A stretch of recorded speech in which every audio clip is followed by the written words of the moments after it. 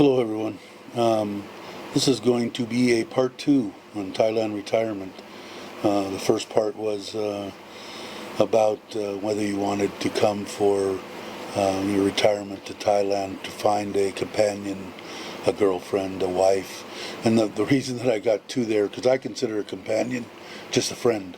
A girlfriend I consider a lover. And then, of course, a wife. That's pretty self-explanatory.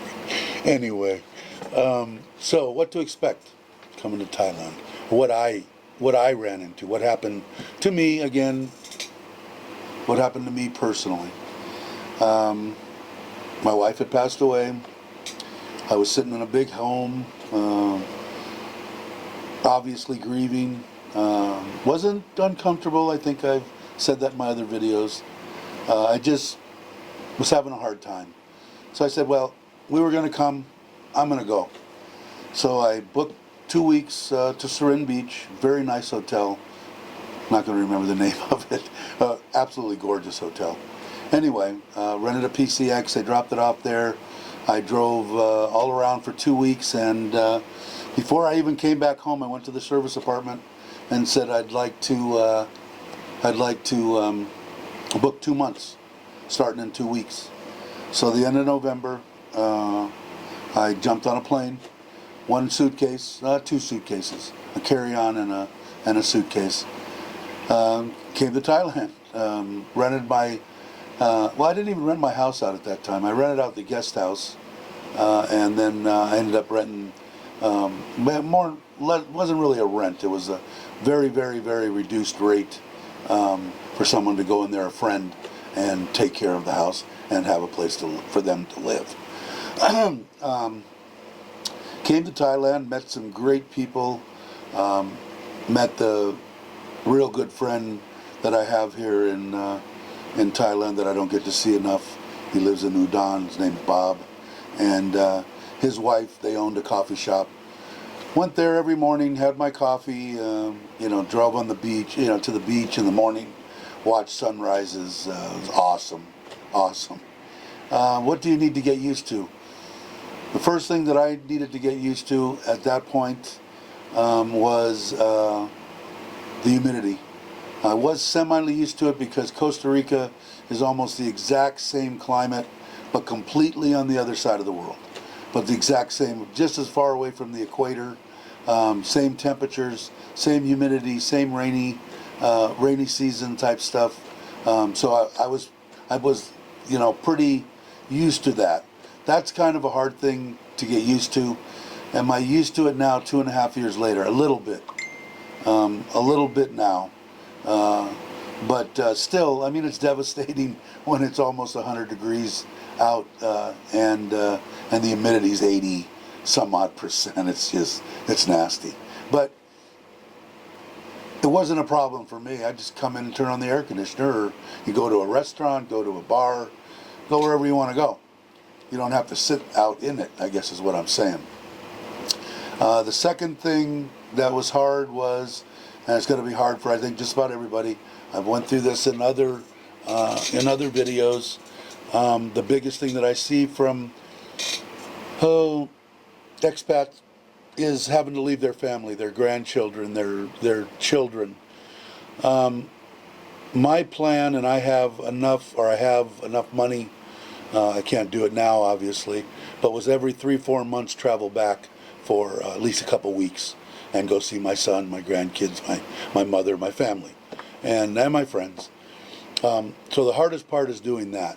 If you can, I try to get my son, who has 4 of my grandchildren, to FaceTime me, and that holds me over. But after 3 or 4 months, I'm pretty much jonesing. I want to go back and would like to see everybody. So that's a hard thing to get over.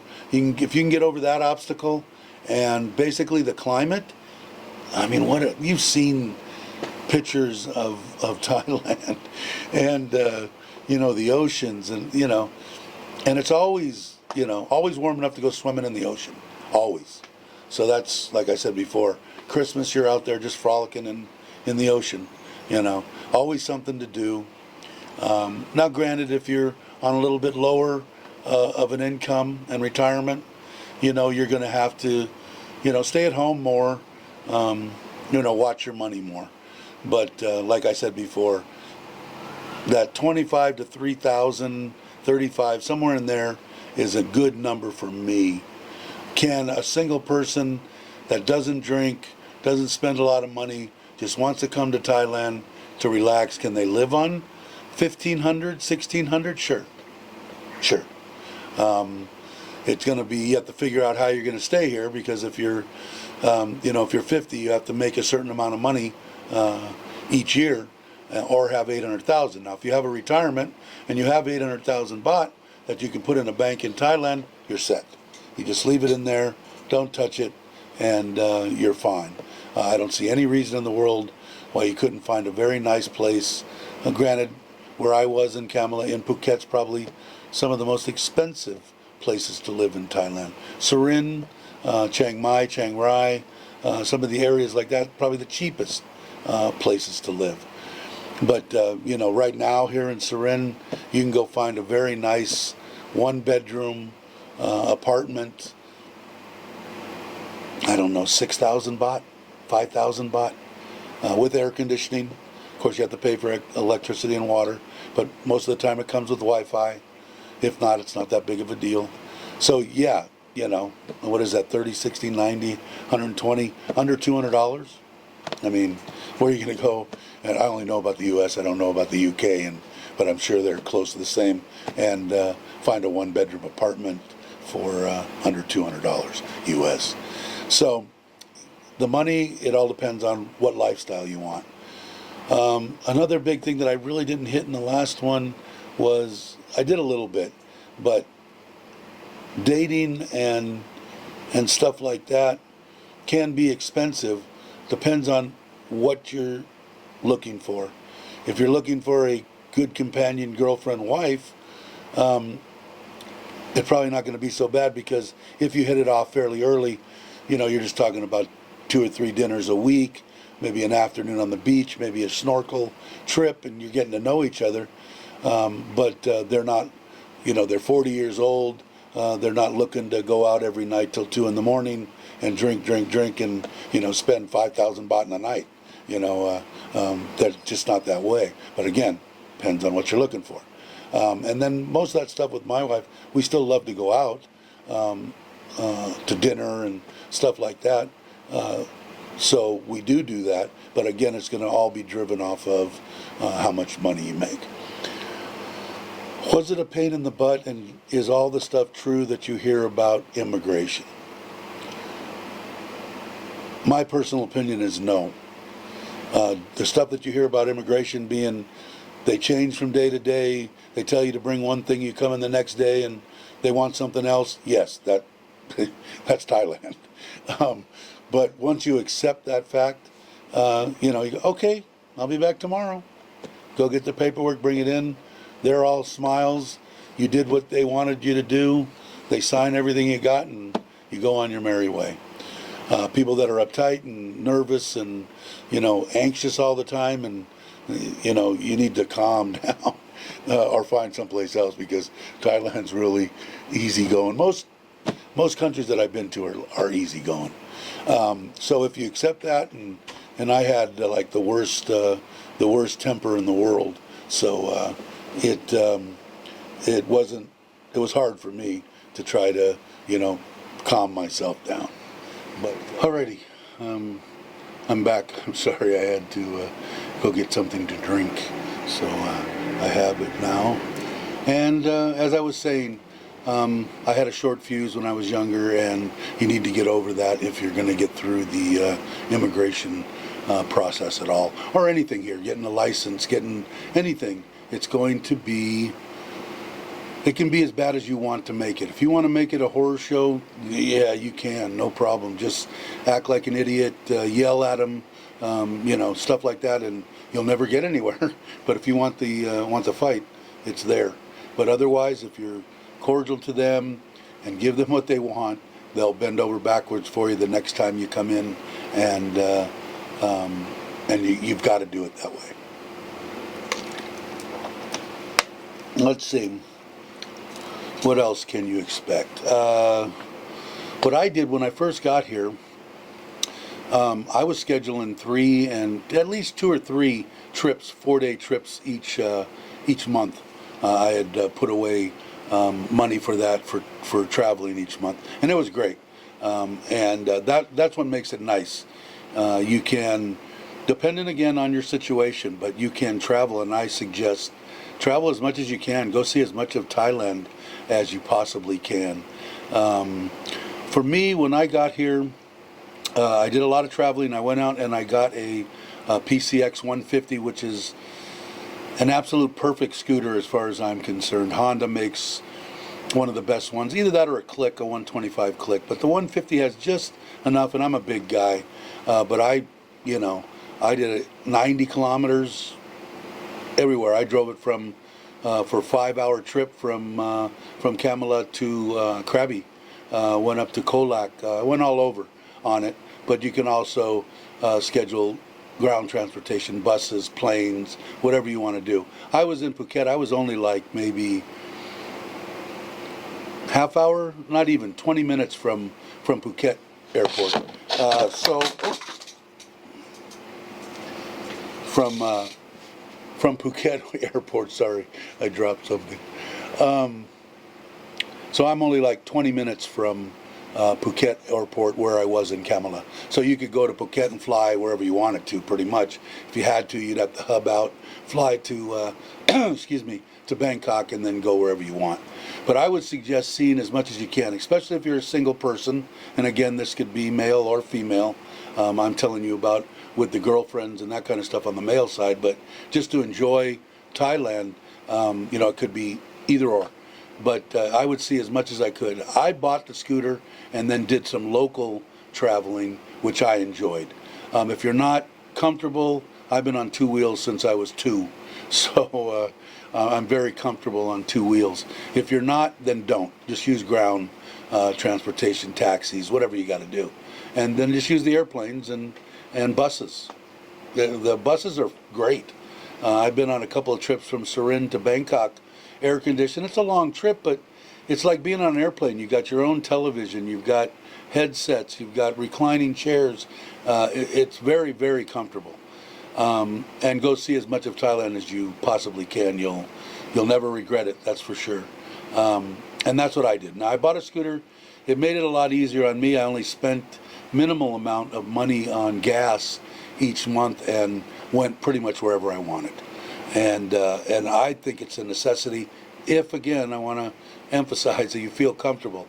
If you don't feel comfortable on a scooter, by all means do not get one and think you're going to be okay, because there's a bunch of people that die every day in Thailand. Now, I wouldn't even ride or want to ride. If I had to, I would, in Bangkok, in the middle of Pattaya when it was going crazy.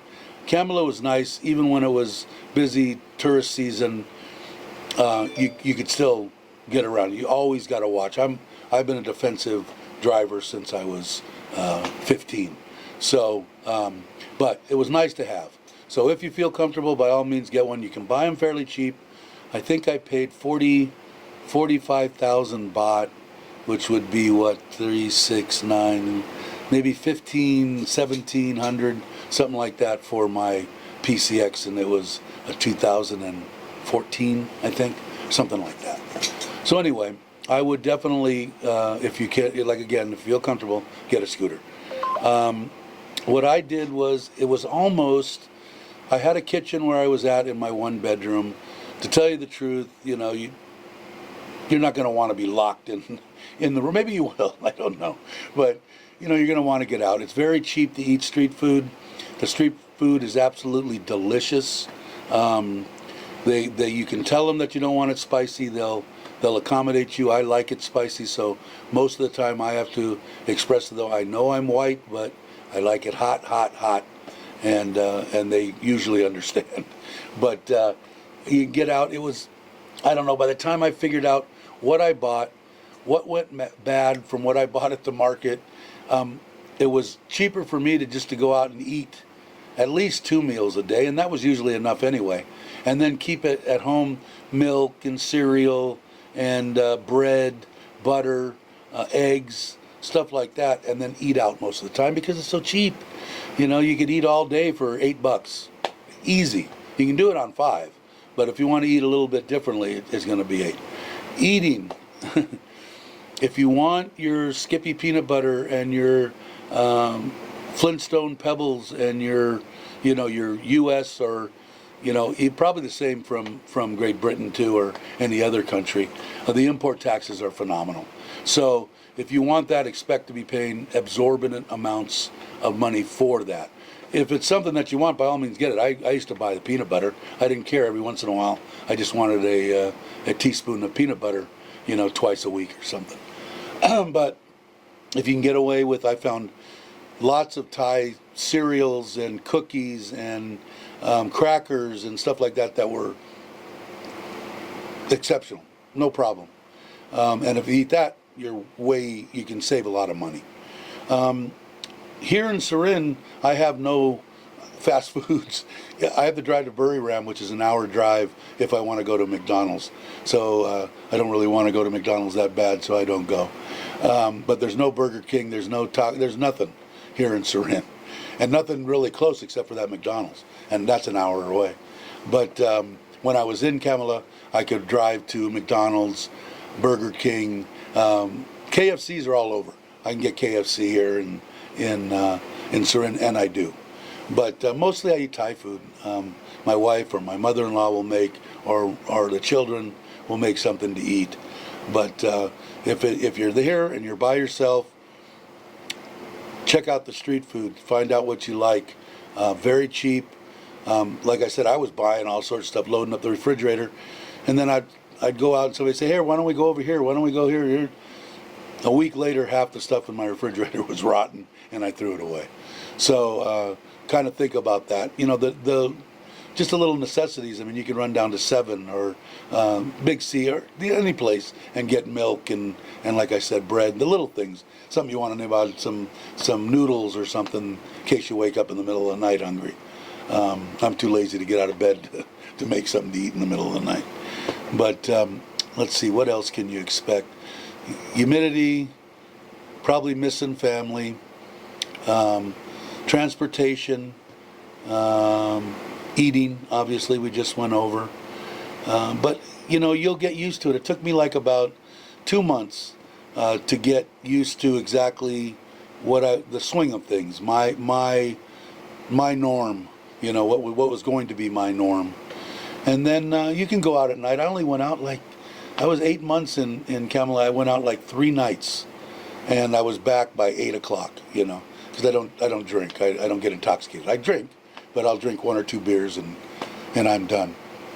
But you know, I didn't run around too much. I stayed at home, and Netflix is a big thing. That's another thing you might want to do is join, if you're not already. I think pretty much everybody in the United States, at least, has Netflix or Amazon Prime. You're probably going to want to get a, you know, on with one of the, what are they called? God, my mind went blank now. The deals where it shows that you're in a different country.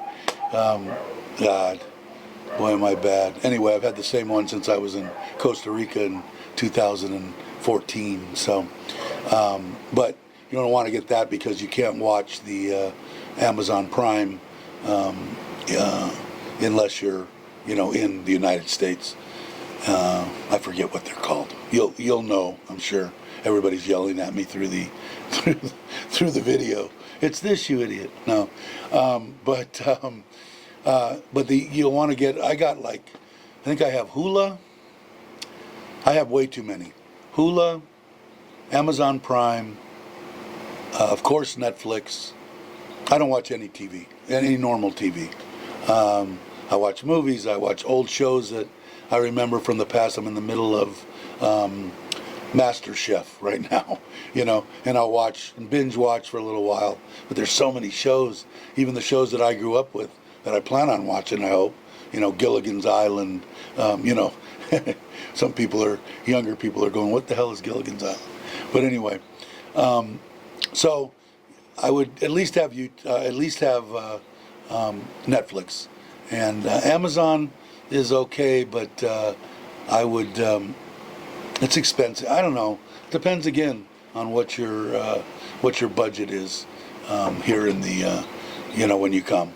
But at least Netflix, because that's what I did. I had my computer, I had the TV, I had my phone. I put a Chromecast on my TV because it wasn't a smart TV. The TVs I have here are smart TVs, so they already have my Netflix and all that in them.